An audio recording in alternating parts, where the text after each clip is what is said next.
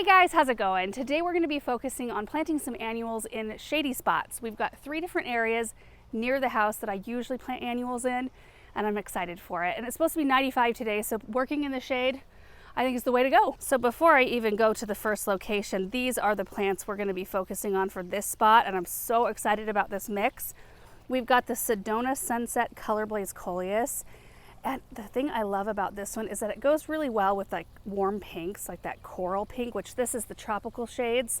Impatient right here looks nothing like the tag. It's way more pink. This one makes it look like it's orange, but I think this is such a beautiful blend. But I love that this one takes you into fall because it has that sort of autumn look to it, and it's just a versatile one. And then we've got a few plants right here that we're going to be popping in a container that's near where these other 2 are going to go. We've got the Nonstop Joy Mocha White Begonia. These are a tuberous begonia, and I think that their blooms are beautiful and the foliage is beautiful. We've got a Queen Tut right here, 12 to 24 inches, I think. No, 18 to 24 inches tall and about that wide. Just a really beautiful, clean centerpiece, and it stays a little bit more compact, and I love that firework texture.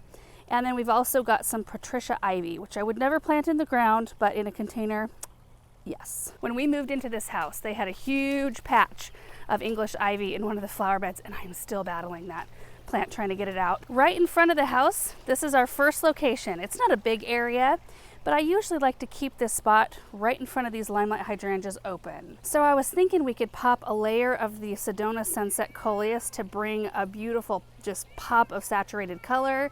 And then no fighting, kitties. Douglas, Russell.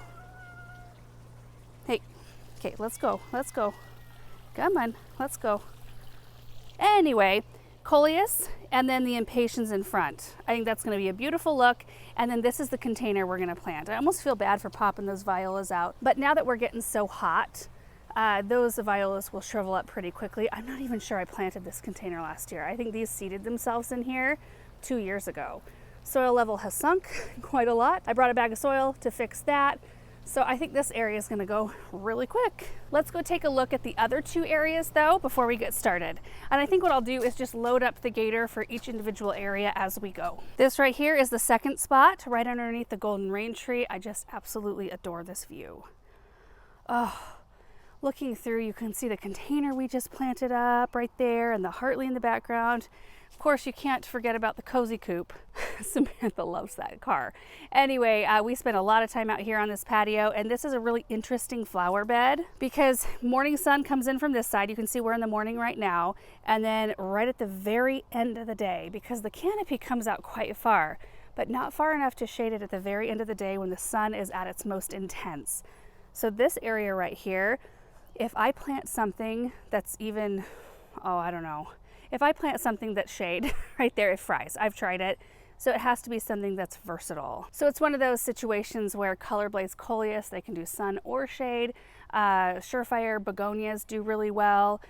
Impatiens say they can do part shade. I've got another color that I would love to incorporate, but maybe we can do that in the front side of this bed and kind of build out to things that can handle more sun. So we'll get to that in a little bit. And location number 3. Right here, a pretty shady area most of the time, right underneath this beautiful maple tree. You can see that this is kind of by our back kitchen entrance. And a few years ago, I planted a ton of daffodils in this space. They bloomed beautifully that first spring because, of course, the bulbs were fresh and they were all charged up with energy. But this space does not receive enough sun to charge the bulb up to bloom the next season. I mean, some of them bloom, so I hate to pull them out. So we're gonna do a little cleanup first. We're gonna clean up all the foliage and then we'll come through and probably just pack this out with Coleus, which is what we did last year, and I really enjoyed it. So overall, I think today's gonna be mostly a Coleus day, which is fine by me. I think it's gonna be so pretty. Supplies wise, I have my 3-inch Laura Edition auger right here. It's what I use to make all my holes. I've got my kneeling pad and my fertilizer. I think we're good to go. So let's get this first space planted and then we'll take a look.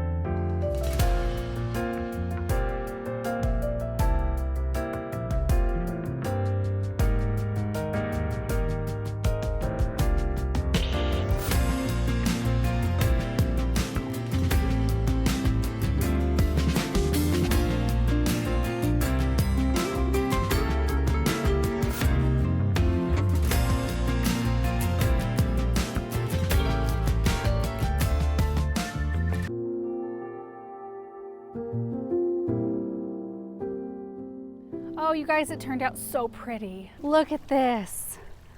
Oh, so you can see it's in the sun right now, and I did say it was a shady bed, but it is most of the time. So it's shaded first thing in the morning, and then it gets to mid-morning through like lunchtime sun. And then if we swing here to the left, you can see that there's a huge honey locust tree right above us. So it goes back into the shade in the afternoon. So I'm really hopeful that these impatiens will do okay. They are part shade to shade loving plants, so I'm hoping the part shade portion of them thrives in this spot.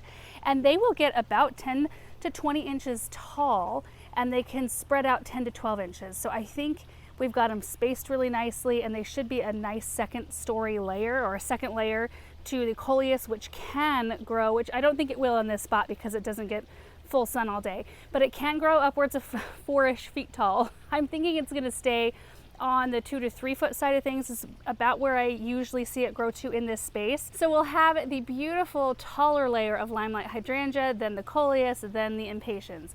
Now the container turned out beautiful, but I did not end up using the ivy because I thought, you know what, there's a lot going on around this container in terms of foliage, and I think it would just make it look messy. So I wanted to keep it clean.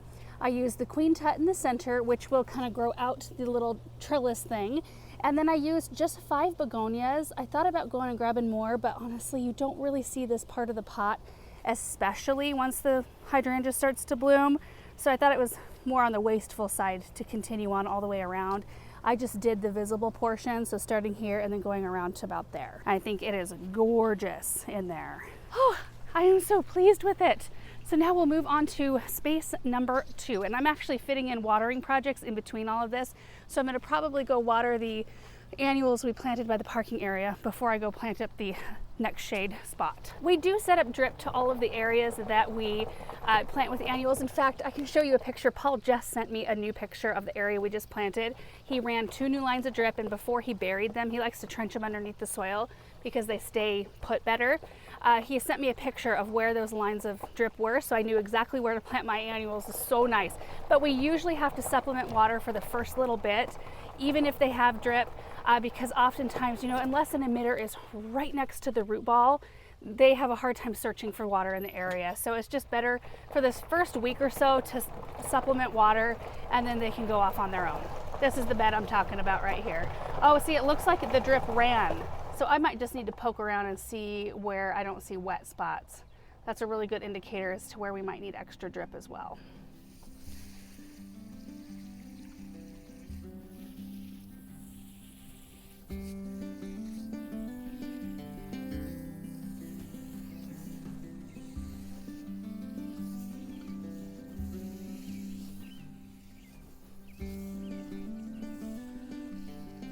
Okay, here in our second location underneath the golden rain tree, I've got a gorgeous mix of plants. First off, look at these 3 Coleus together. We've got more of the Sedona. This is Lime Time, which really shines. And then we've got Wicked Witch. And I don't even think you need blooms to have a beautiful flower bed if you've got all of these together. It's just so interesting. But we do have some of the Rocopoco white impatiens. Again, the part shade to shade portion of this bed runs like kind of closer to where we sit. So I thought I would kind of just mass them right in that area and then build our way back with more of the Coleus. And then I thought toward the front of the bed where it gets intense late afternoon sun, I would pop these Maverick white geraniums. So we kind of balance the white in the beds, where we'd have the, the white geraniums up front here, the white impatiens toward the back, and then Coleus in between. Sounds like a good idea. So I think we'll just get it all laid out, planted, and we'll take a look.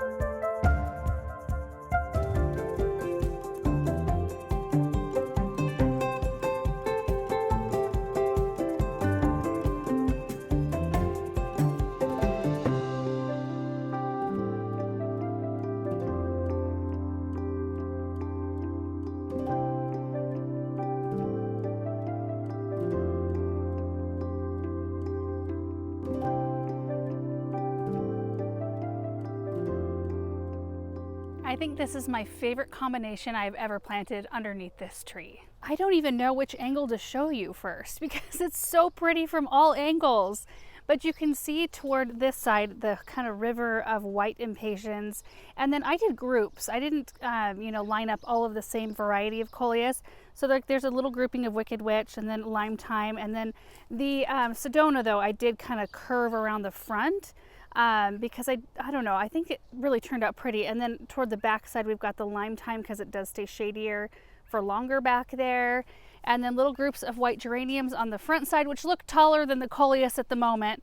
So the scale's kind of off, but it won't be for long. That Coleus will fill in and it will be gorgeous. It already is. It's just such a pretty, kind of peaceful. I mean, there's so much going on, but it's still a peaceful look. What do you think, Russell? Hey, buddy. Hey, bud.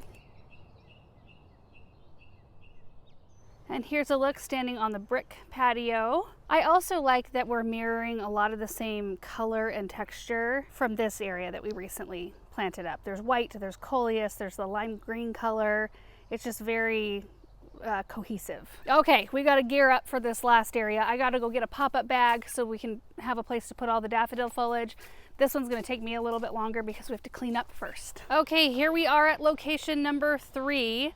And I don't have any plants yet because we're going to be all loaded down with daffodil foliage first. So I've got my shrub rake and my kneeling pad and my pop-up bag. Let's get after the cleanup first and then we'll go grab all the rest of our Coleus.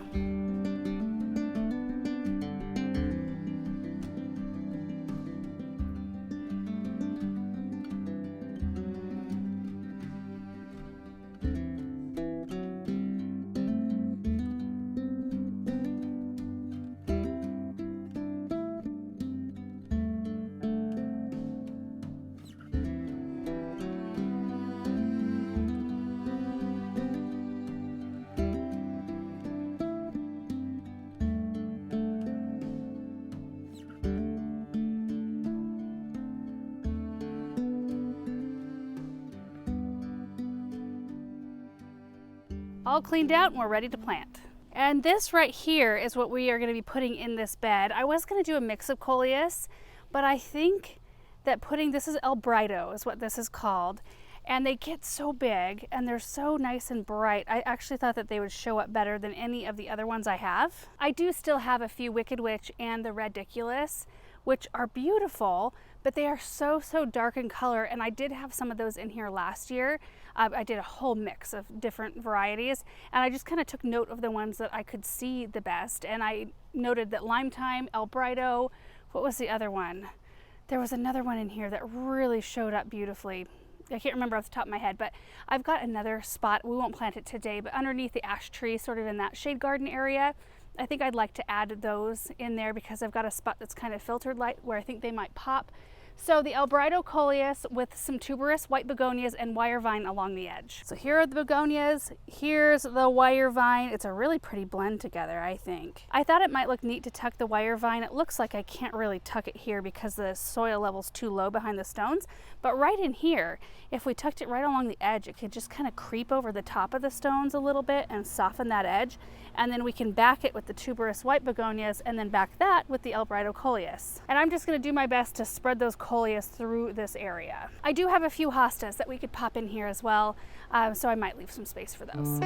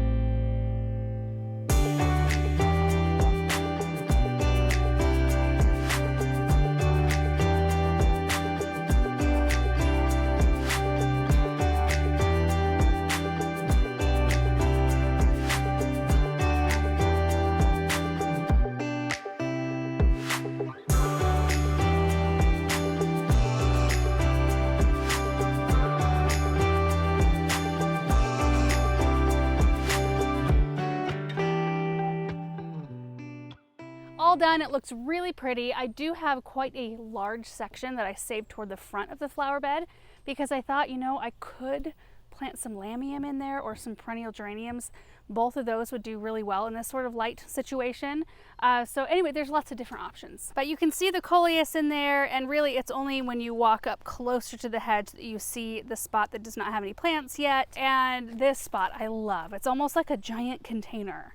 You know, you've got your sides of the container there, you've got your wire vine, kind of your spiller, which is beautiful over the stones. Look at that. That texture is just, oh, I love it. And then the white begonias, which I can't wait till they're all in bloom. I ended them, I just popped one on the other side of this hosta, and I might have to move that because I think it might get a little too much sun on this edge, but we'll see. But I didn't want to put any in here because that's the worst spot for sun. And as we move toward the bird bath over here, there are some silver gumdrop heucheras, which I didn't plant the Albrido Coleus up next to it because this is a very cool toned plant and the Albrido is pretty darn warm at the moment. Although in my experience, the Albrido in a shadier location mellows just a tiny bit in color. In more sun, it's very bright. So this whole spot is gorgeous with the heuchera and the white begonias, the wire vine there. There are hostas and hellebores in here. That's a double file viburnum. And then as you turn the corner, it's pretty dang full. We've got autumn frost hosta. There are bleeding hearts, which are done, but the foliage is still here with us. It probably, I don't know, we'll be cutting it back as soon as it starts to brown. And lamb's ear and so on and so forth. And Samantha is stacking cans. That is quite the stack back there. Good job. Ta-da! Oh, yes. Great job. I made a tall one. Yes, you did. Yes, you did. And here's the bed from this angle right here. Wouldn't it be pretty to have a silvery leaf lamium or a purple blooming hardy geranium in here? Something to think about. And you guys, that is going to do it for today's projects. My goodness, we got a lot done. I am so happy with every single area we planted today. I think all the plants are beautiful together. I think that they're all going to love where they're at, except I'm going to keep my eyes on those impatiens up front. Hopefully that spot doesn't get too much light. A little bit of a risk with that one. I think in that sort of situation, you're safest with the surefire begonia, but I don't have any or enough to cover that flower bed. Anyway, I hope you guys enjoyed today's video. I hope maybe it gave you some ideas for some shady areas in your garden. I love shady areas, and we don't have that many of them. And I know one day we will probably be really wishing we had more sun areas. We have so many trees planted, and so many of them get big. So we will have a lot more shade, hopefully, as the years progress, because they're just so fun and so lush looking to me, and I love that. Anyway, hope you guys are having a great day, and we will see you in the next video.